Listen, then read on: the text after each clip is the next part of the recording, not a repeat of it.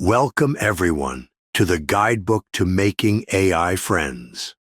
I shall be your guide as we explore various issues of artificial intelligence, consciousness, personhood, and whether AI poses an existential risk to humanity. The topic for today is, how long do we have?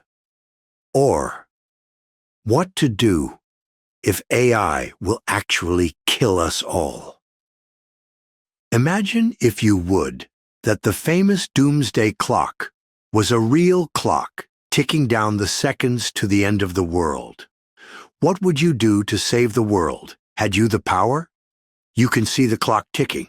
You know how much time you have left. You literally have all the time left in the world to plan. How will you save it?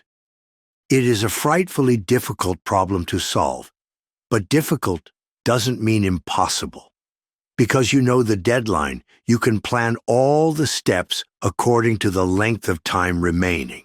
It will be a tight race to the finish, but with everyone knowing what to do and when to do it, you may just get there before the doomsday clock ticks its final tock. Yet, what would you be able to do if you were just told that the world is going to end, but you weren't given a time when it will end? How could you possibly construct a plan when you don't know if the world will end in 10 days, 10 years, or 10 centuries? You might aim for the 10-year mark only for the world to end before you got halfway through.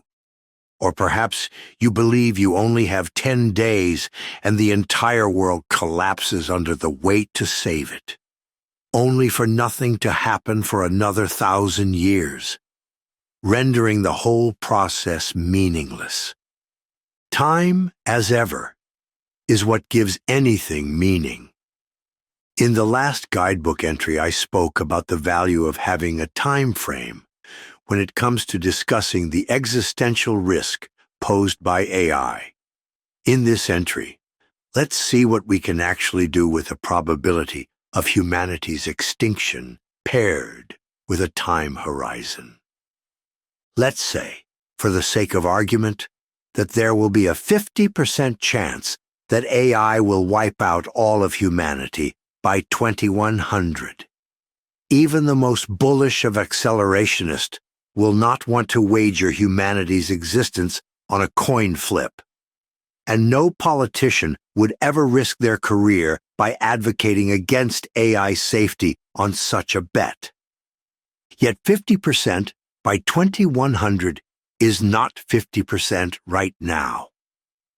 Since the world has not yet ended from AI, let's take 2024 as the baseline to start this thought experiment. With 76 years to go, we have a cumulative 0.66% risk per year of the world ending via AI. I believe most of humanity would be fairly happy with living with a 0.66% chance of imminent death right now. But by 2028, the risk would have increased to 2.6%, the same odds of winning at roulette. In 2032, the odds will have increased to just over 5%, or a 1 in 20 chance. For those who play tabletop games, how often haven't you rolled a 20 with a 20-sided dice? By 2050, the chances have increased to 1 in 6. If you are happy with those odds, are you equally happy to play Russian roulette with a loaded weapon? By 2062, the odds have gone to 1 in 4, or the same as guessing the suit of the next randomly selected card from a standard deck of playing cards. By 2075, we've reached a 1 in 3 chance. Would you wager the entire world on a game of rock, paper, scissors? And then, the coin flip scenario in the year 2100. It sounds all at once so benign in 2025, with less than a percent chance, and so frightening in 2100 with a 50% chance. but that is simply the nature of how we perceive probabilities. Yet, even with how frightening the odds become, we can see a clear pathway of increasing risk and can therefore begin to plan accordingly. We don't need to rush around screaming in horror at all who will listen that we need to pause or stop all AI development. We can take it methodically and indeed slowly at first. As of this entry, there are 3 years before the existential risk equals the odds of winning at a roulette board. 3 years is not long to set up international governing standards, but it is more than enough time to start that arduous, bureaucratic process. What 3 years is more than enough time for is to implement industry-wise standards of practice.